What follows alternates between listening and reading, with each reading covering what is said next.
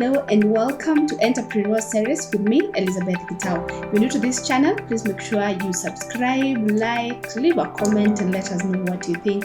To our supporters and our subscribers, welcome back. Thank you for your continued support. I really do appreciate.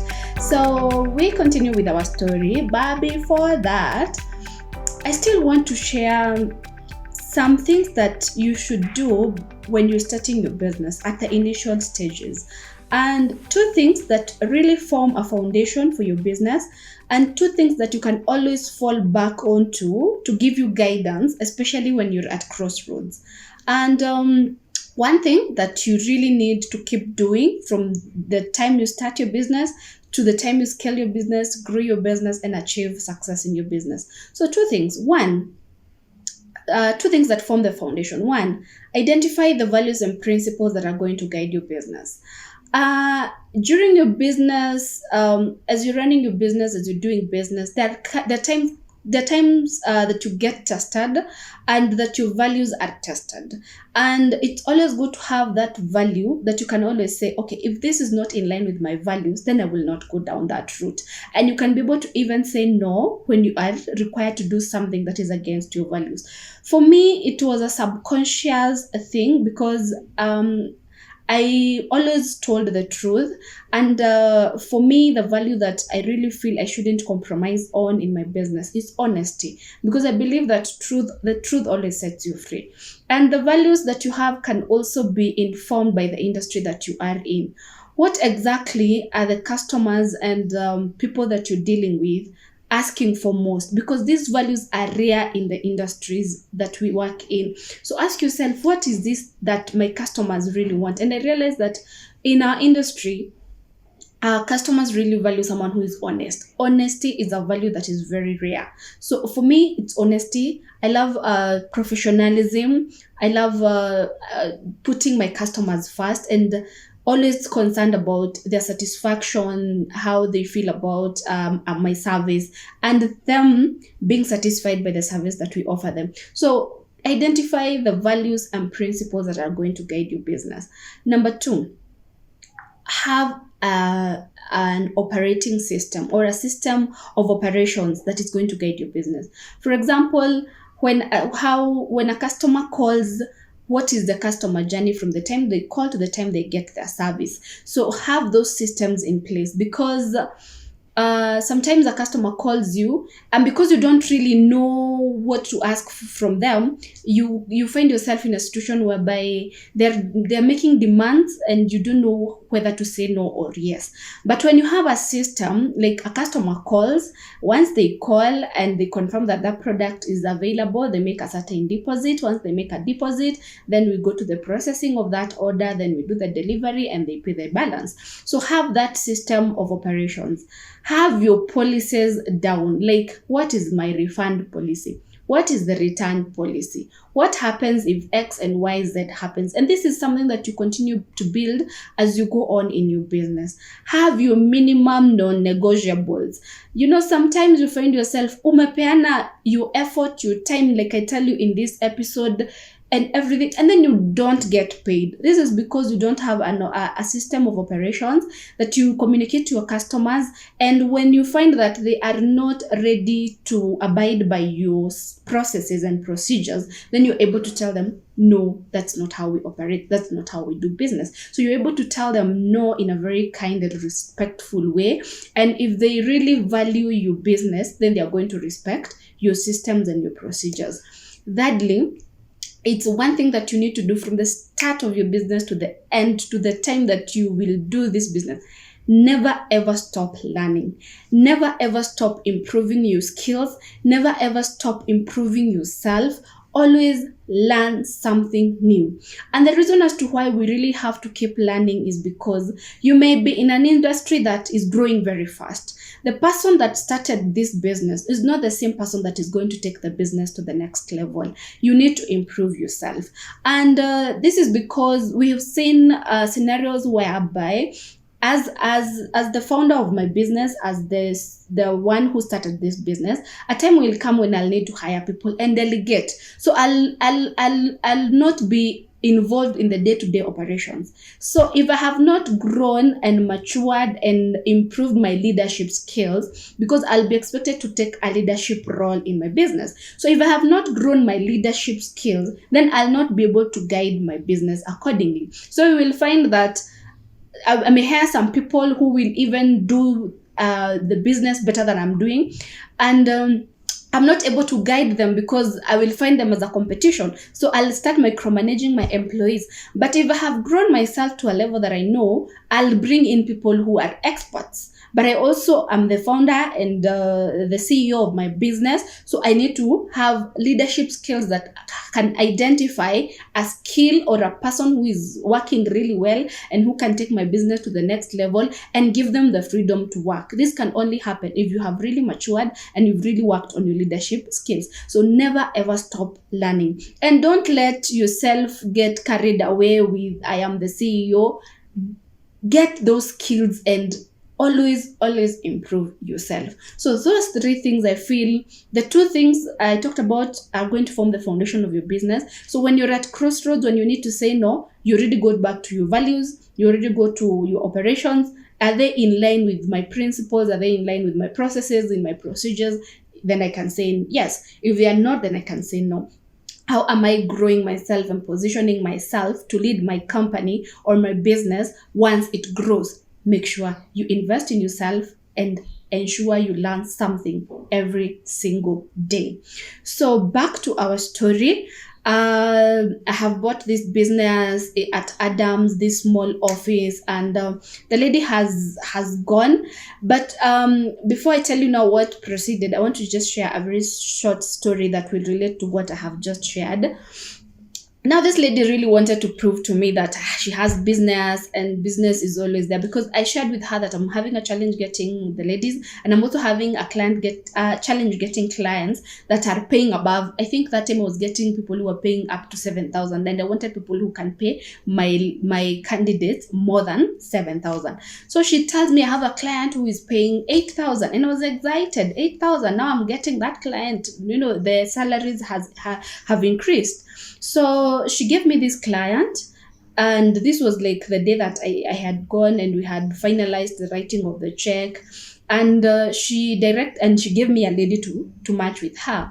And she told me this lady can match in that home. So take her to the client. Now she's, putting me deep into the pool. And so she called the client and told her, Elizabeth is going to bring you someone. And you can interview them and see if they're going to be a fit.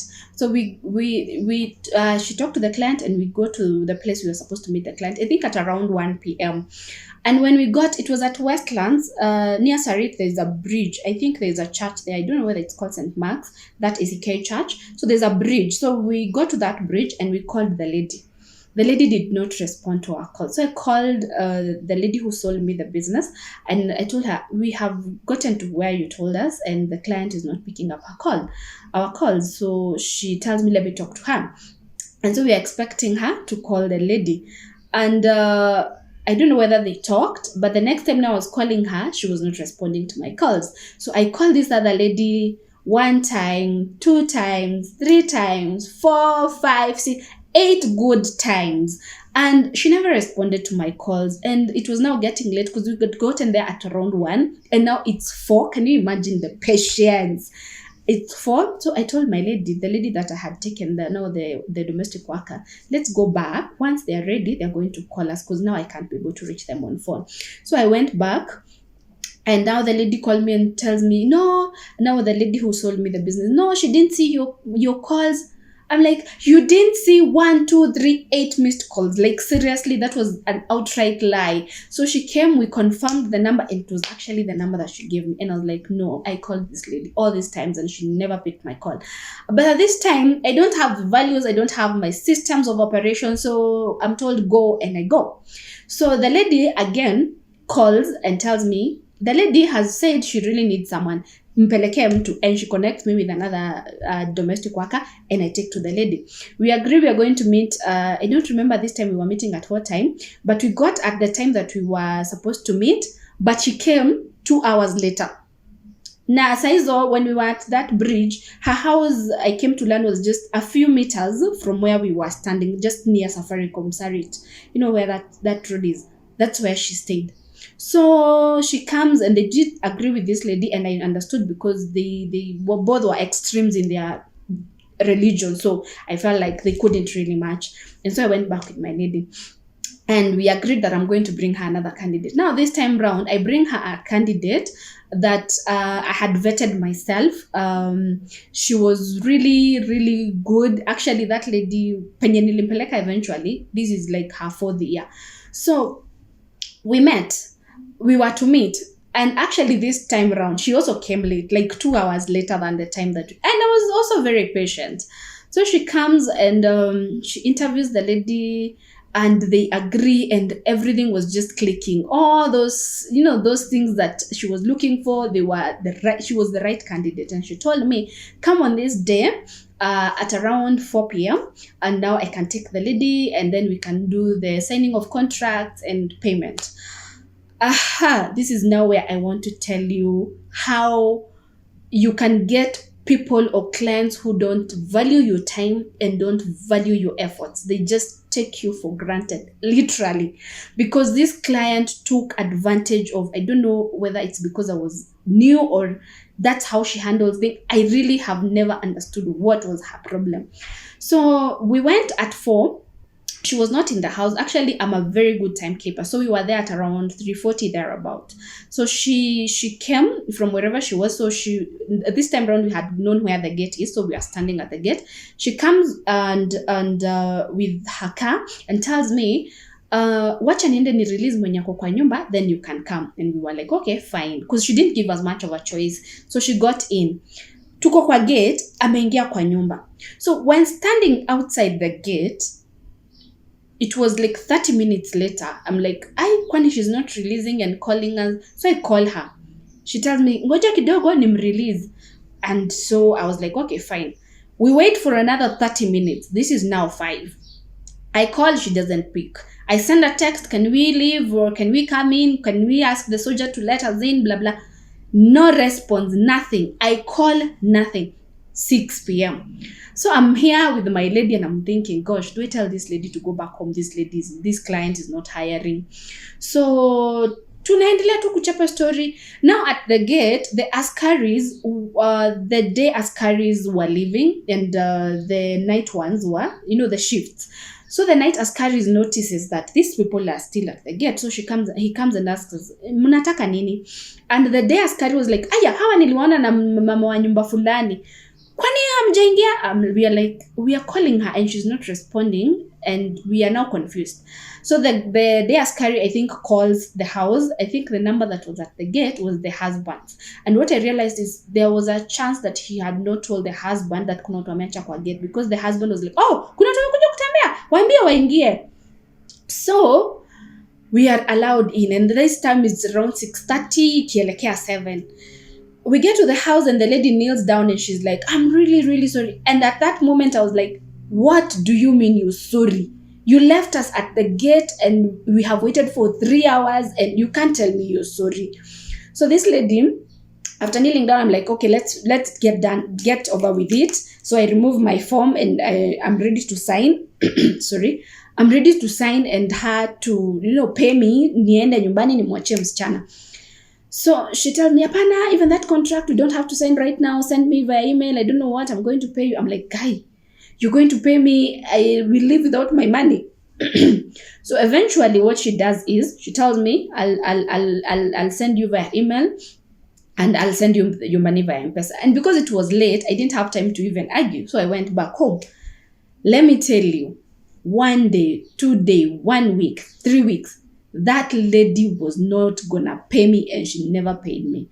I remember our last conversation, I was like, hello, I just want to know, are you going to pay me or you're not going to pay me? And she told me, hiyo pesa ni mingi sana siwezi nikakulipa. I'm thinking, gosh, the time, the efforts, the resources that I used to get to these people and to come and to, I was like, okay, unataka kulipa pesa ngapi?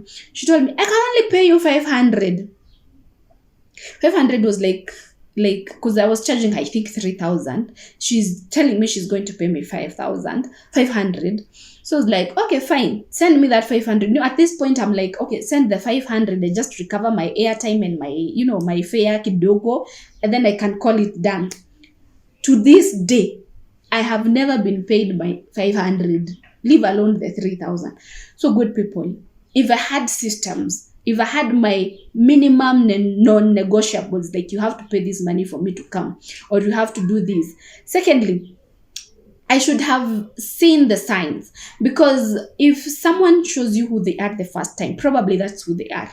The first time they never picked my phone calls and they lied, and I knew honesty is a virtue that I would never compromise. That is the time that I would have known I'm not dealing with a very good person, because I feel if a good person would have called back and said, hello, I'm really sorry I missed your call, this is and this, and can we meet on this time? And the next time they make an effort to be there on time. So she was feeling me over and over, and I kept showing up. So guys, it's time we valued our time. It's time we valued our efforts.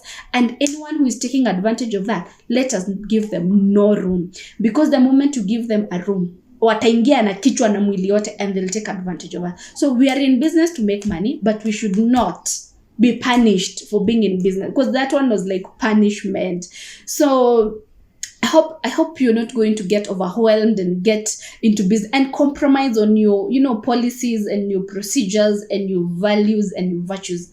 Just stick to them and you will connect with the right customers.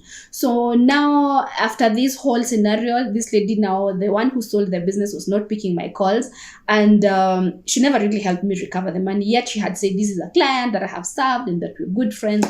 So now this whole calling, texting, and it's not working, I let her go, and I decided, okay, now I'm in business, let me see what I can do.